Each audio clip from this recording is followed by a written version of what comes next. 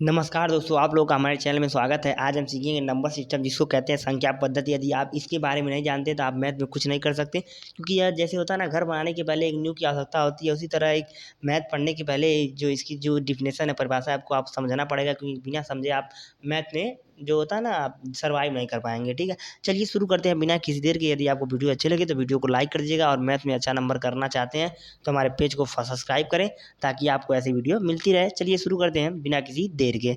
आपका प्रश्न है संख्या पद्धति। संख्या पद्धति किसे कहते हैं, ये ज़्यादा पूछा नहीं जाता, लेकिन आपको समझना है संख्या पद्धति किसे कहते हैं। मैं आपको बता देता हूँ, ठीक है। चलिए शुरू करते हैं, संख्या पद्धति किसे कहते हैं। थोड़ा सर्दी हो गया है दोस्तों, आवाज़ थोड़ा डाउन रहेगा, तो कोई दिक्कत हो तो ज़रूर थोड़ा सहयोग कीजिएगा। चलिए शुरू करते हैं कि एक ऐसी पद्धति, कौन सी पद्धति, एक ऐसी पद्धति, ठीक है, जिसमें विभिन्न प्रकार की संख्याओं एवं उसके मध्य विभिन्न जो संबंधों व नियमों का क्रमबद्ध अध्ययन किया जाता है। क्या बोला है, आराम से पढ़िए आप लोग। एक ऐसी पद्धति जिसमें विभिन्न प्रकार की संख्याएं होंगी एवं उनके मध्य, एक तो विभिन्न प्रकार की संख्याएं होंगी और उनके मध्य संबंध व नियम का क्रमबद्ध अध्ययन संख्या पद्धति कहलाती है। ठीक है, संख्या पद्धति में आपका पहला टॉपिक है प्राकृतिक संख्याएं।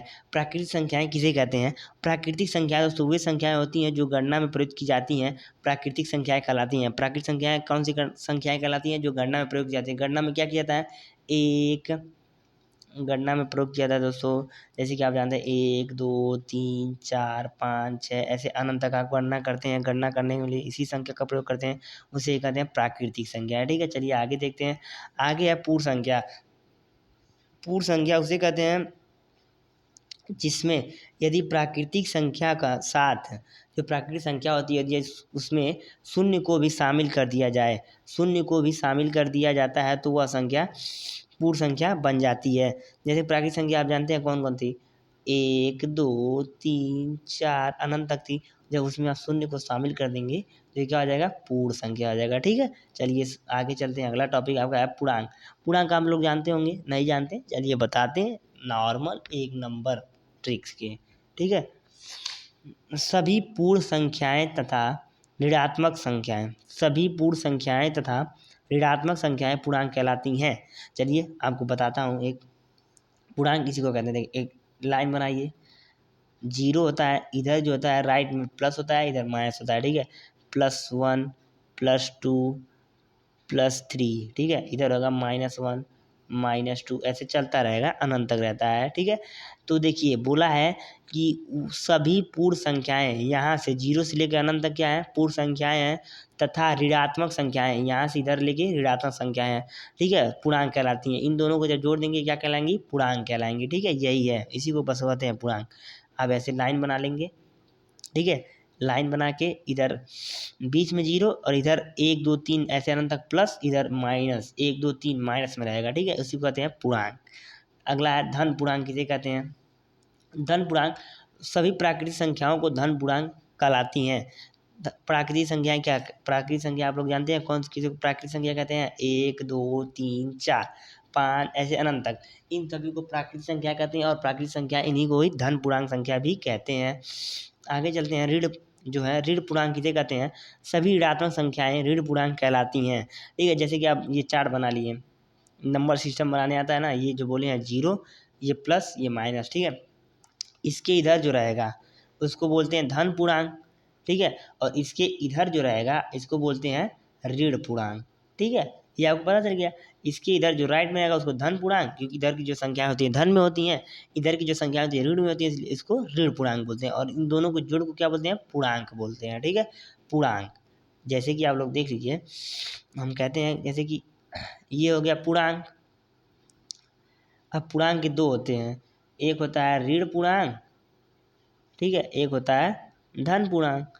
तो धन पूर्णांक में क्या होता है, संख्याएं धन होती हैं, ऋण पूर्णांक में संख्याएं माइनस में होती हैं, बस नॉर्मल है।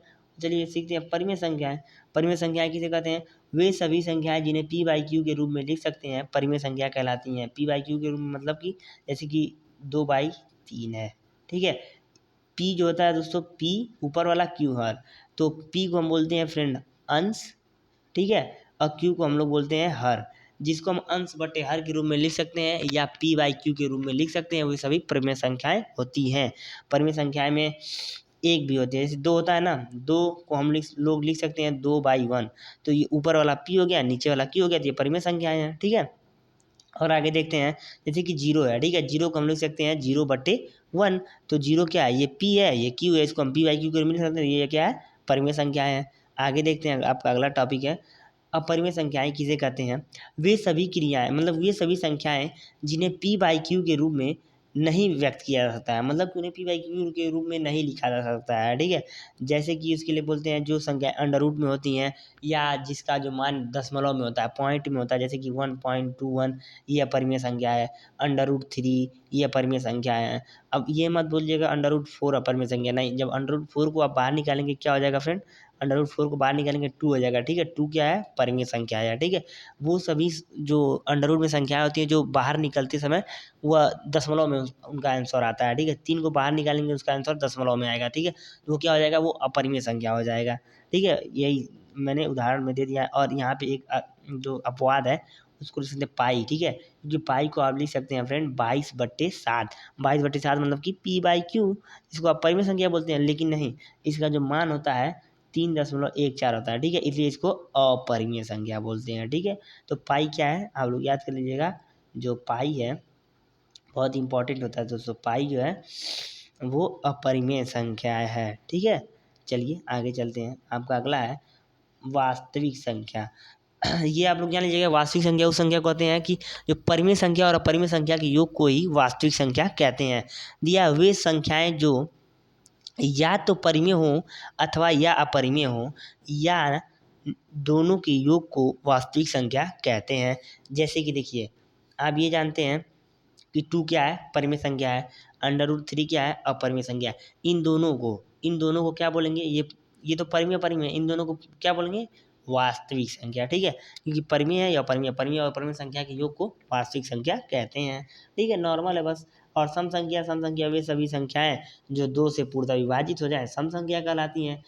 जैसे कि 2, 4, 6, 8, 10 ऐसे चलते जाएंगे, तो ये सम संख्या हो जाती है। विषम संख्याएं वे सभी संख्याएं जो 2 से पूर्णतः विभाजित नहीं होती हैं, विषम संख्याएं कहलाती हैं। जैसे कि 1, 3, 5, 7, 9 ऐसे चलते जाएंगे, ये सब 2 से पूर्णतः विभाजित नहीं होंगी, ये विषम संख्याएं होती हैं। भाज्य संख्याएं ये सबसे इंपॉर्टेंट संख्या है। भाज्य संख्याएं वे सभी संख्याएं जो एक से स्वयं से व अन्य से पूर्णतः विभाजित हो जाए। जैसे कि मान लीजिए 4 है, ठीक है, आपको पता होगा 4 है, ठीक है। 4 को आप 1 से काट सकते हैं, 2 से काट सकते हैं और 4 से काट सकते हैं। मतलब कि भाज्य संख्या 4 कैसे है, वह संख्या जो 1 से कट जाए, ठीक है, किसी अन्य से कट जाए और स्वयं से कट जाए, ठीक है, उसी को हम कहते हैं भाज्य संख्या। इसलिए 4 क्या है, एक भाज्य संख्या है, ठीक है। आगे चलते हैं, और देखिए 4 है, 8 है, 9 है, ये सब भाज्य संख्या है, क्योंकि ये संख्याएं एक से कटती हैं, अन्य से कटती हैं और खुद से कटती हैं, उसे भाज्य संख्या कहते हैं। और अभाज्य संख्या उसे कहते हैं वे सभी संख्याएं जो एक से और स्वयं के अतिरिक्त किसी और से नहीं विभाजित होती हैं, ठीक है। जो वो अभाज्य संख्याएं वही होती हैं, जैसे कि मान लीजिए 2 है, ठीक है। अभाज्य संख्या वही होती हैं जो एक से, ठीक है, और स्वयं से, एक से और स्वयं से कटेंगी और किसी से भी नहीं कटेंगी, उसी को अभाज्य संख्या कहते हैं। जैसे 2 को आप किससे काट सकते हैं, 1 से काट सकते हैं और 2 से काट सकते हैं, उसके अलावा किसी काट सकते हैं, नहीं काट सकते हैं, इसलिए अभाज्य संख्या है ये।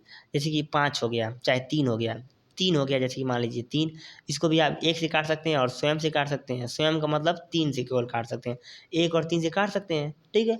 इसमें क्या लॉजिक वाली बात है, ये तो नॉर्मल है। यदि आपको दोस्तों, मैं आप लोगों के लिए इतना मेहनत करता हूँ, लिख लिख के लाता हूँ, आप लोग को पढ़ाता हूँ। देखिए मेरे सर्दी हुई है, लेकिन मैंने सोचा कि वीडियो बना दिया जाए, लेकिन आप लोग प्लीज़ हमें सपोर्ट करें दोस्तों, ताकि आप लोग के लिए मैं अच्छे वीडियो बनाता रहूँ। आपको आने वाले समय में आपको मैथ में एक बेसिक जो होता है ना, घर का नींव रखना, वही नींव रख दूंगा, जिससे आपको आने वाले समय में कोई भी प्रकार की दिक्कत नहीं होगी। आप मैथ में हमेशा अच्छा नंबर गेन करेंगे। चलिए धन्यवाद, आप लोगों को बहुत बहुत शुक्रिया।